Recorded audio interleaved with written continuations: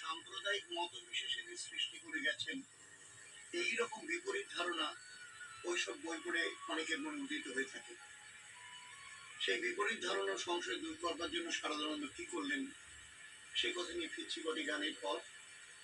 আমি কিন্তু চলে যাবেন না, প্রথম সঙ্গে থাকুন মির্চে কালীকথায় জগন্নাথ গোস্বামীর সঙ্গে। শ্রী জগন্নাথ বসুর সঙ্গে কালী কথা, শুধুমাত্র 98.3 মির্চিতে।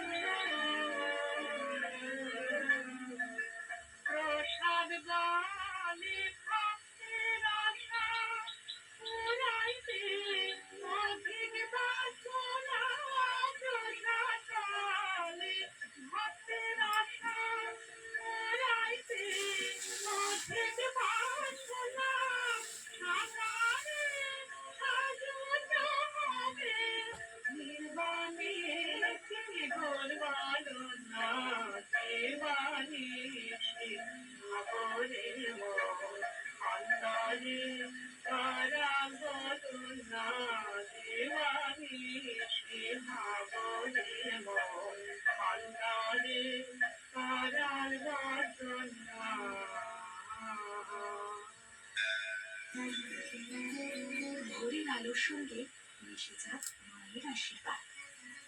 শুনছেন 98.3 মির্চিতে কালী কথা, সঙ্গে জগন্নাথ বসু।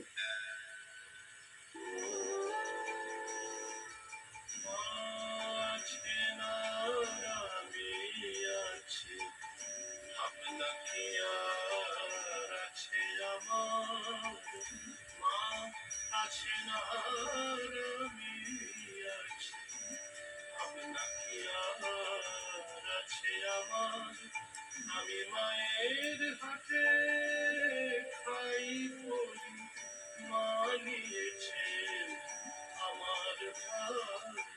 আমি মায়ের হাতে খাই পড়ি, মানিয়েছে আমার ভার। মা আছে না আমি আছি, আপনাকে আর আছে আমার।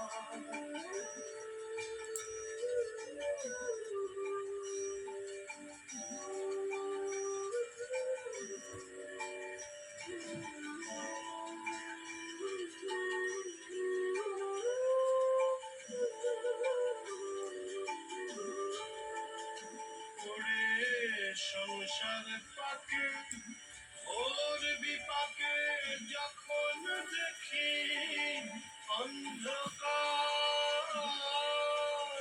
পুরে সংসার পাকে ওম গণেশায় নমঃ, ওম গণেশায় নমঃ, ওম গণেশায় নমঃ, ওম বিষ্ণু, ওম বিষ্ণু, ওম বিষ্ণু। সেই ঝরে আমায় নিশানায় আবার এবার মাকে ঘোর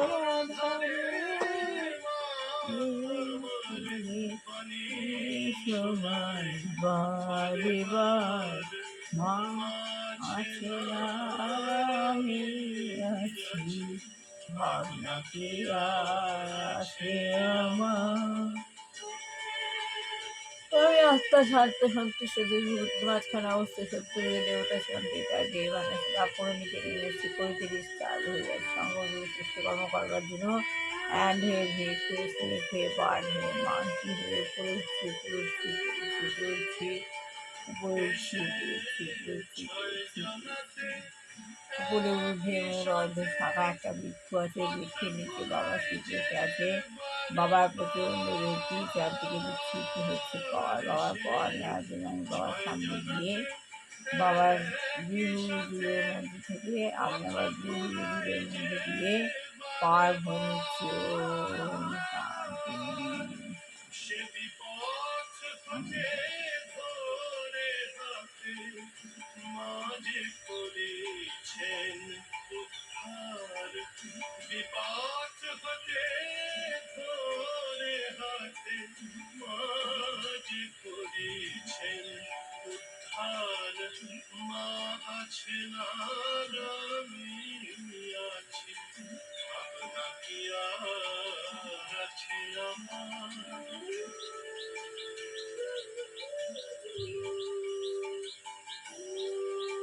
বাবার নিয়ে ভরে আস্তে আস্তে নিচে নেমে আসতাম।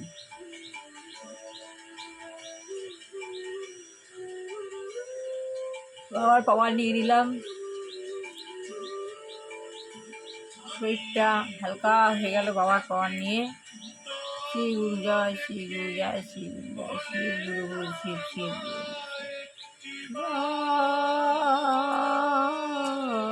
আমি থাকি ভোলে দেখি ভোলের নামে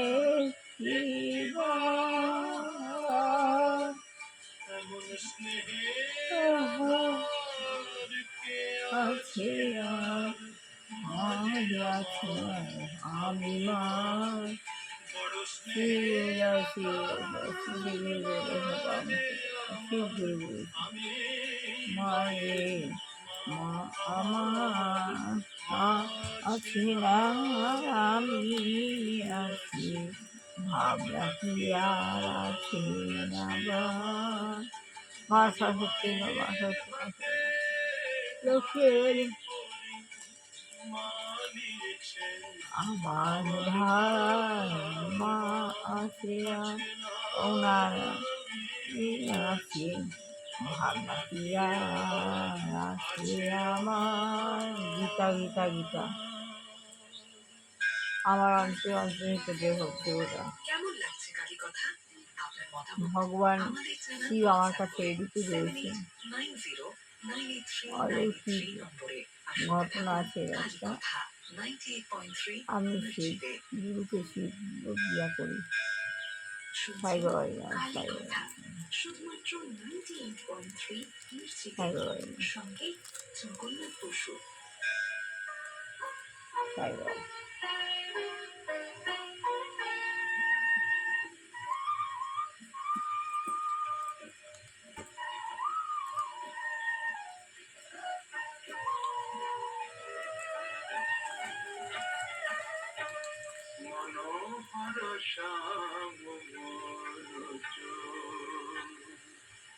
মনোহর শ্যাম আত্মমেলায় পন্থা শ্রী প্রভুপাদ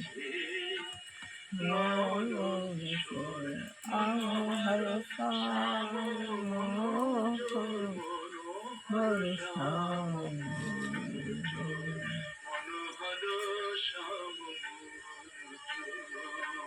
আহ,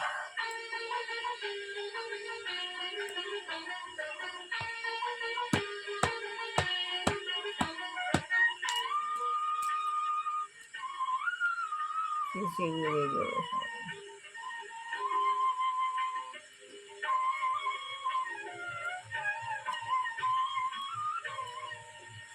ইনি হলো অনুকূল ঠাকুর, বৃন্দাবনে সেই আমার বৌমার গুরুদেব।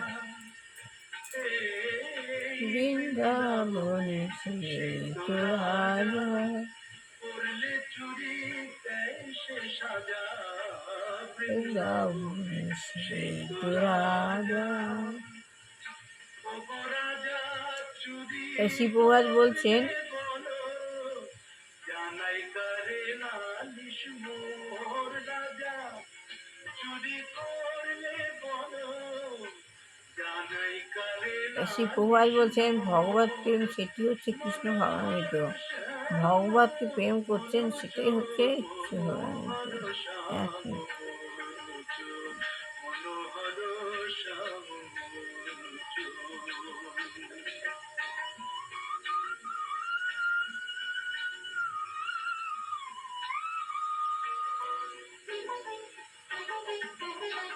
কৃষ্ণ ভগবানকে কিভাবে ভালোবাসতে হয় তো তা যদি আপনি না শিখে থাকেন, তাহলে আপনার ধর্মের কি অর্থ আছে?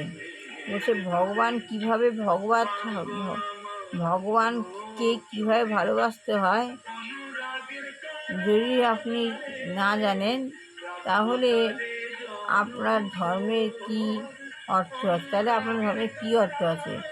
ভগবানকে ভালোবাসতে পারেন না, আপনার ধর্ম বৃথা। আপনার ধর্মের কোনো নেই, মূল্য নেই।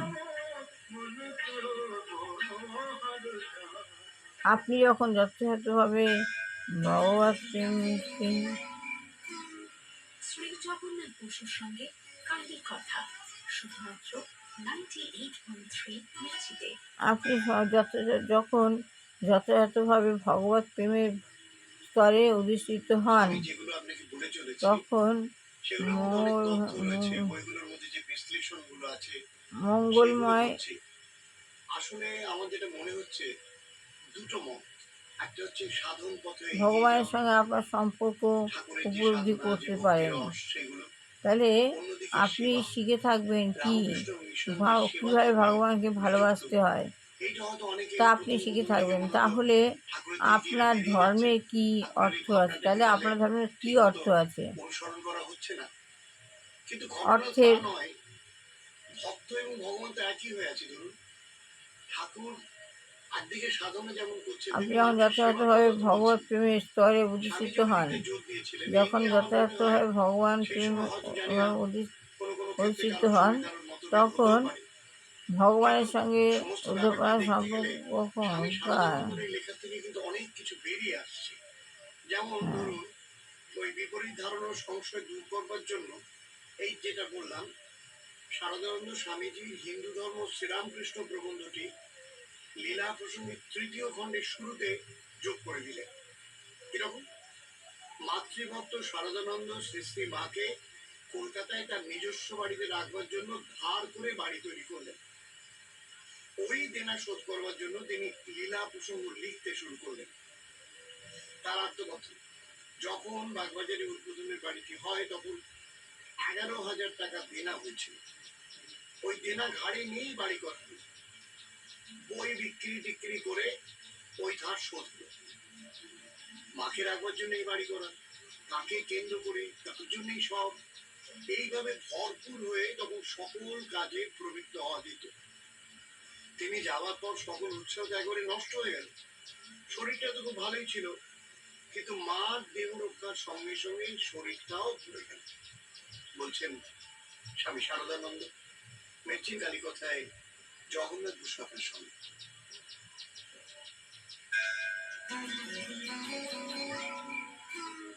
শ্রী জগন্নাথ বসুর সঙ্গে কাহিনী কথা শুধুমাত্র 98.3 মির্চিতে। হ্যাঁ, তাহলে ভগবানের সঙ্গে আপনার সম্পর্ক উপলব্ধি করতে পারেন কীভাবে? আমি ভগবানের বিভিন্ন অংশ, আমি হলাম ভগবানের বিভিন্ন অংশ। তখন আপনার প্রেম পশুকে পর্যন্ত প্রভাবিত করে। আপনার যে প্রেম, সেই প্রেম পশু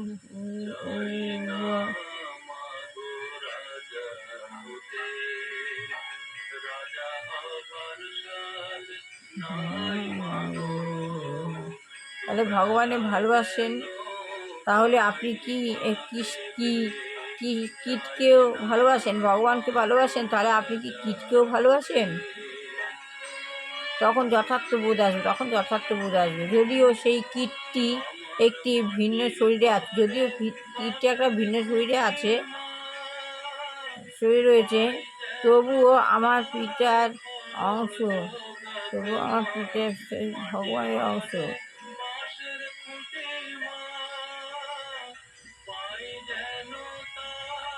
তখন আপনার অনন্ত ভালোবাসেন। যদিও এই কীটটি একটি ভিন্ন শরীরে রয়েছে, তবুও তা আমার পিতার অংশ হওয়ার ফলে সে আমার তবুও আমার পিতার অংশ হওয়ার ফলে সে আমার ভাই।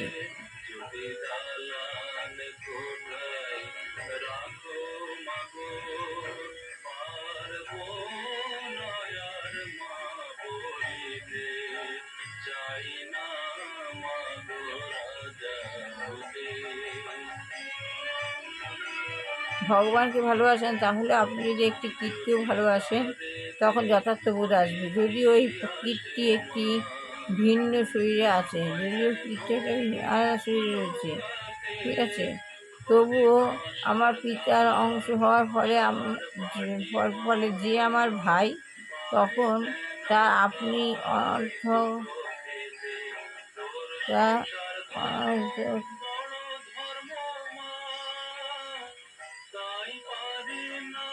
অর্থকে জীব হত্যা করবেন না। তখন আর আপনি অনর্থক জীব হত্যা করবেন। আপনি যদি ভগবানের সঙ্গে সম্পর্কিত হবেন, তাহলে আপনি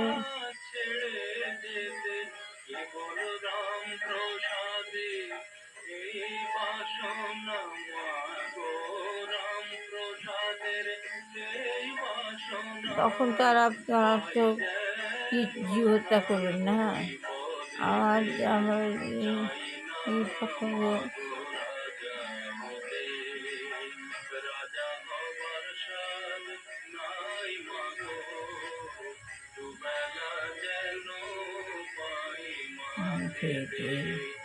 আপনি যদি পশু হত্যা করেন এবং যীশু খ্রিস্টের নির্দেশ তুমি আটকাতে হত্যা করো না, অমান্য করেন, তাই যীশু খ্রিস্টের নির্দেশ তুমি কাউকে হত্যা করো না, যীশু খ্রিস্টের তুমি কাউকে হত্যা করো না, তাই এটাকে অমান্য করেন। নিজেকে খ্রিস্টান বলে দাবি করেন, নিজেকে যীশু খ্রিস্ট বলে দাবি করেন। ভোরের আলোর সঙ্গে মিশে যাক মনের আশীর্বাদ। শুনছেন 98.3 মেসেজে কালী কথা। হ্যাঁ, তখন তো আপনি অনর্থক জীব হত্যা করবেন না। তখন আপনি যদি পশু হত্যা করেন এবং যীশু খ্রিস্টের নির্দেশ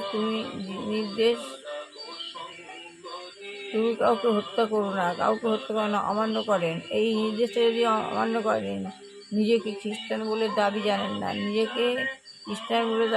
না,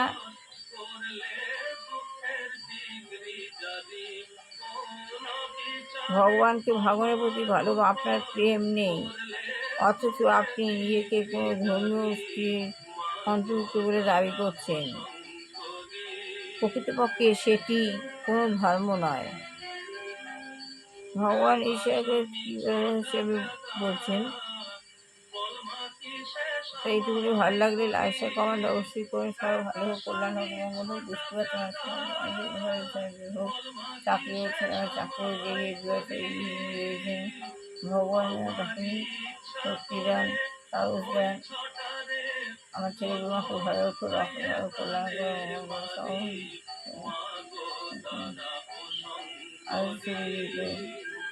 এগুলো হরে কৃষ্ণ বলাইতে স্থান নাই মা, বল মা কি বাই উপায় করি।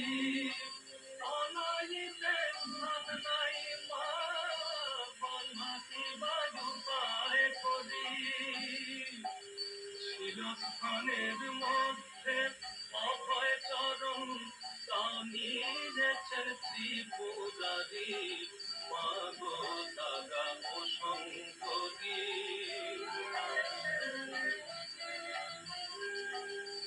রাজার রাজা কৃষ্ণচন্দ্র, তার নামে নিলাম জারি। রাজার রাজা কৃষ্ণচন্দ্র, তার নামে নিলাম জারি। রাম প্রসাদের জয় ঠেকানে বসে আছো রাজকুমারী। প্রসাদের মা গয়া মার, প্রসাদের জয় ঠেকানে বসে আছো রাজকুমারী। মা গো দাদা ও শঙ্করী, মা গো হরে কৃষ্ণ হরে দাদা কৃষ্ণ ও কৃষ্ণ হরে হরে রাম শঙ্করী। রাম রাম হরে হরে হরে কৃষ্ণ কৃষ্ণ কৃষ্ণ হরে হরে শ্রী হরে জগন্নাথ রাম বসুর সঙ্গে হরে কাহিনী রাম। কথা শুধুমাত্র 98.3 মিউজিকে।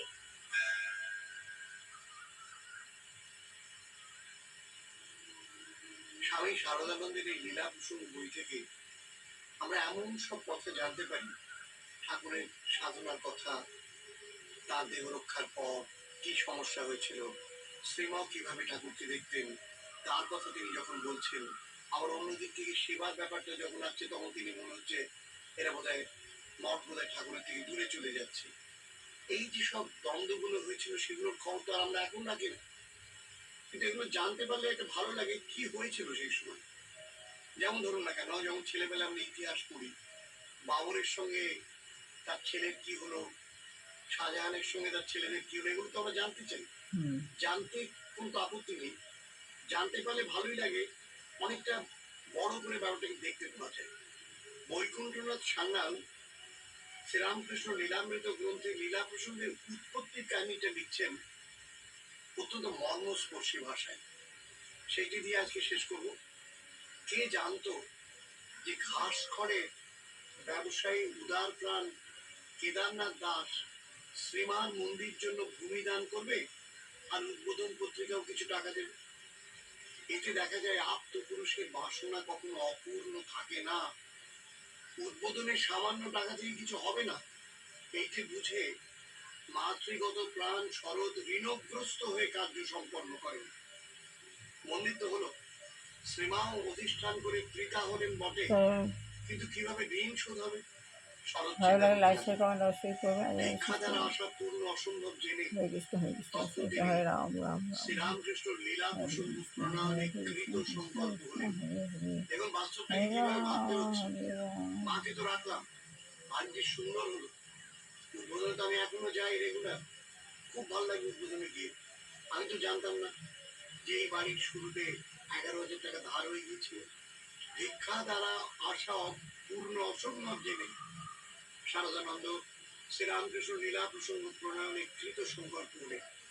এক আধ দিন নয়, 1 বছরের বেশি সময় প্রত্যেকাসনে 5-6 ঘন্টা মানসিক চিন্তায় স্বাস্থ্যভঙ্গ হতে থাকলেও তার দুঃখেপ নেই, বরং তার আনন্দ এই যে মাতৃ মন্দিরে ঋণ শোধে তিনি আত্মদান করছেন। হ্যাঁ, ঋণ পরিশোধ হলো। বিন্দু বিন্দু তীর্থদকে উৎকলে ভুবনেশ্বর পীঠে বিন্দু সরোবর যেন পূর্ণ হয়, শরতের বিন্দু বিন্দু রক্তদানে মাতৃ মন্দিরও সেইভাবে প্রতিষ্ঠিত হলো। এখনো যখন উদ্বোধনে যাই, দেখি ওই সামনের ঘরটার সামনে বসে চত্বরটার মধ্যে অনেকে ধ্যান করছেন, জপ করছেন। কি জানি কেন মায়ের যত পাপ পড়েছিল বলে ওখানে গেলে মনটা পবিত্র হয়ে যায়। ঠাকুর এবং মায়ের আশীর্বাদে হাত আপনার মাথায় পড়ুক, ভালো থাকুন, আনন্দে থাকুন, মঙ্গল হোক আপনার। মেথি গাড়ি কথায় আপনার সঙ্গে জগন্নাথ বসু।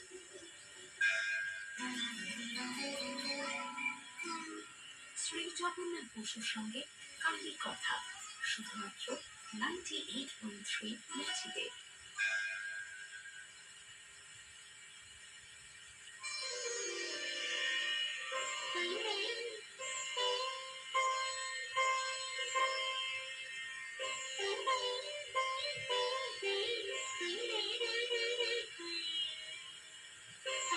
তার থেকে শেষ করে ভালো লাগলে লাইফে কমেন্ট অবশ্যই করুন। সবাই ভালো হোক, কল্যাণ হোক, মঙ্গল হোক, দেখতে পাচ্ছেন আসলে বিয়োগ চাকরি চাকরি হোক, যে গিয়ে এগিয়ে গেছে ভগবানের কানে ফিরিয়ে নেয়। আমরা হাত করছি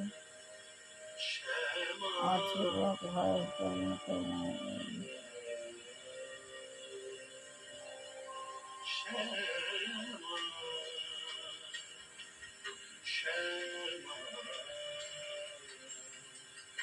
ধ্যানের আলোয় উঠবে জেগে, ধ্যানের আলোয় উঠবে জেগে, তাই সে নিশি অনুপমা শ্যামা।